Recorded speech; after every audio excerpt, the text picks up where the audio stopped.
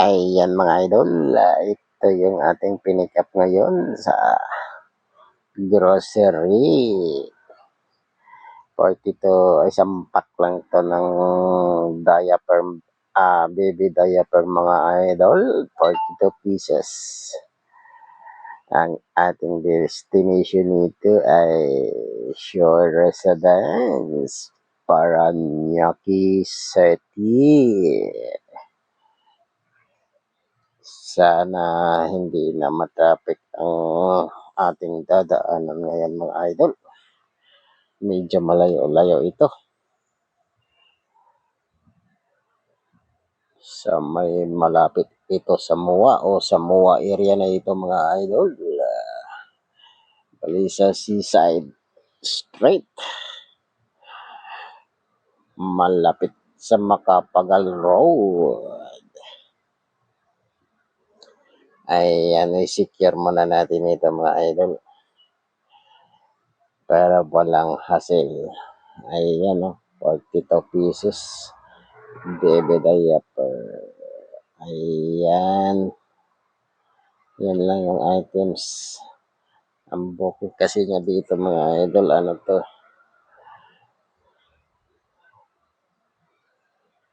Grocery. Grocery ang yung booking dito. Hindi. Pero mayroon din naman pod minsan na ibabooking lang.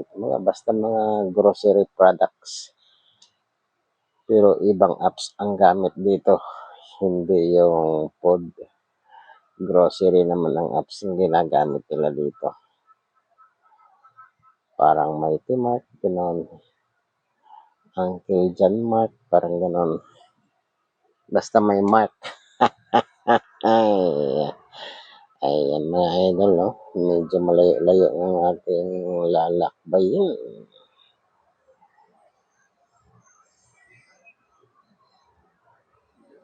Kailangan natin, ayan na mga idol, push forward na tayo.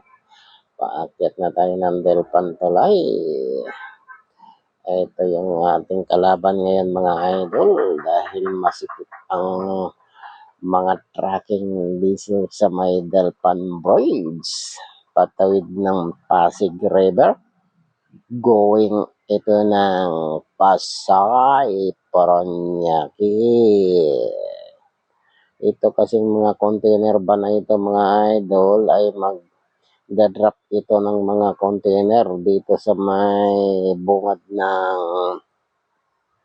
Basico compound kasi nandyan yung kanilang daanan, terminal ng mga container. Kaya pag matsambahan mo talaga tulad nito, haba ng pila, paahon pa lang ito ng Delpan Bridge, patawid ng Pasig River. Ayan ang pila nila dyan kasi pag nagkasabay-sabay talaga sila, hindi pwedeng paunahan. Kailangan sumunod sila sa pila. Ayan, mabuti nakalingkawas tayo doon sa masikip o medyo matraffic mga idol. Tuloy-tuloy lang ang ating biyahe papunta sa destination. Ayan, mabuti dito, maliwanag. Tumbok na natin ito ang Rojas Boulevard mga idol.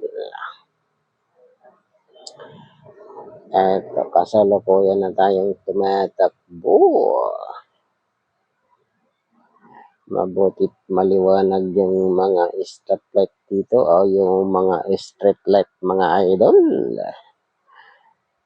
Ayan. Pero kailangan talaga natin ingat dito kasi ang ating mga kasabay maliliit at malalaking truck. Ayan no.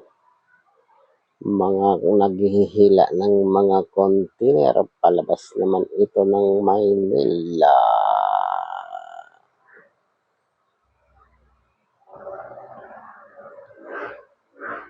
Ayan na mga idol. Overtake din tayo paminsan-minsan para naman masip tayo sa alikabok. Minsan kasi maalikabok yung mga tracking na ating nasusundan. Ayan mga idol. Kasalukuyan pa rin nating binabaybay ang Roxas Boulevard.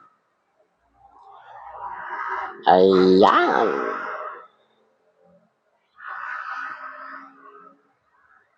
Alalay lang muna tayo pag medyo masikip ang daloy mga idol. Sa nataboboylo kapag nakakita tayo ng lawak o gaginhawan sa kalsada.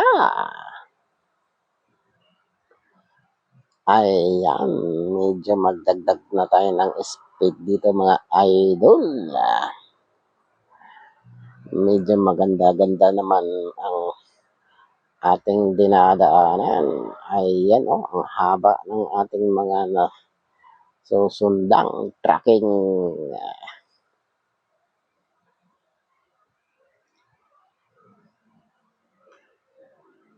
Ayan na mga idol, kaya lang ang ating destination. Isa rin sa lugar na iniiwasan nating mag-open ng apps. Pero di bali na.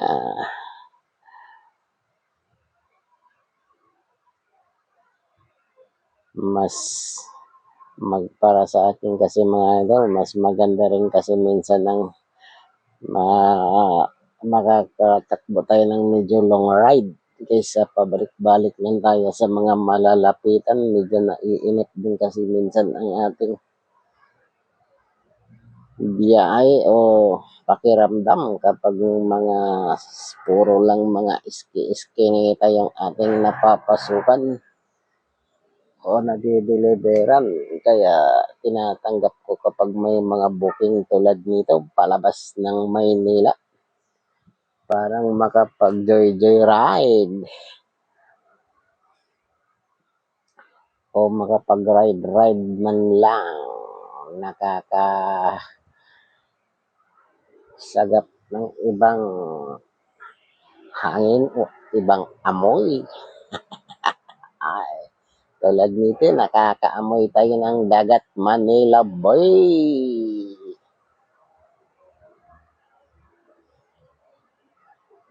Kaya okay lang sa akin itong ganito mga idol na kahit na wala akong booking pabalik ng Maynila, para sa akin okay lang.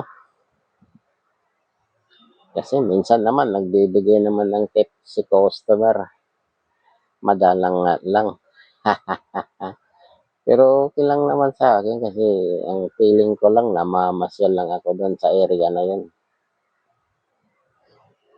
Well, kung gusto ko rin namang mag-open ng apps, pwede. Pwede ko rin gamitan ng, mayroon kasing ano dito mga idol eh.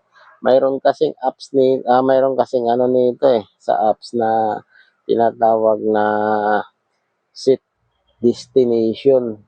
Kapag i-on ko yung set destination, ibig sabihin yan, hindi ako papasukan ng palabas o hindi pabalik doon sa area. Halimbawa, nandito pagdating natin ng ano, ayan ang mga idol. Kakanan na tayo dito kasi tutumbukin na natin yung Helpoyat Road. Tutumbok na tayo sa Helpoyat Road. Kung gamitan ko ng ano ito pagbalik, yung tinatawag ng set destination, pwede mga idol. Ayan lang, yung gyms na binibilang namin para makakuha ng incentive, hindi siya applicable. Ayan mga idol, kakana na tayo dito sa Alpuyat Avenue. Ayan na mga idol. Dahil tombok naman natin yung pinakadulo nito, tapos kaliwang bahagya. kung dire-diretso ang ating takbo. Ngunit naka-stoplight muna tayo mga idol. Kailangan nating mag-stop muna dito sa crossing ng Macapagal and Halpuyat Street.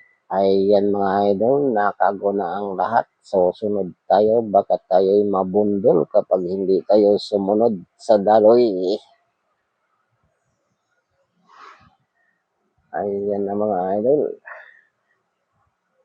Medyo maganda-ganda na ang ano dito. Wala na siyang masyadong sasakyan. Pero marahan-dahan pa rin tayo sa pagmamaniho. Tamang takbo lang tayo mga idol. Ayan nga, yan sinasabi ko kanina mga idol. Kapag gamitan ko na ng set destination, ang papasok na booking kasi yan, pabalik kung saan ko sinisit. Halimbawa, sisit ko ng Manila area, Sampaloc, halimbawa, o Santa Mesa, papunta roon yung booking na ibibigay kung mayroon. Pero kung wala, wala talagang papasok yan. Mayroon namang mayroon minsan malapit-lapit sa area na set destination. Hindi rin natin talaga masisisi yan kung wala talagang booking na pabalik.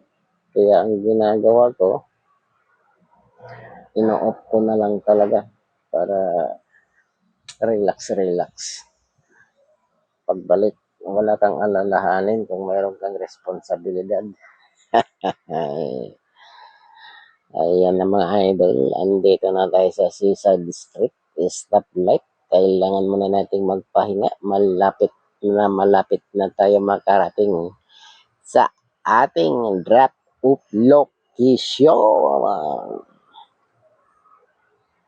Ayan na mga idol, kakaliwa na tayo dito sa Seaside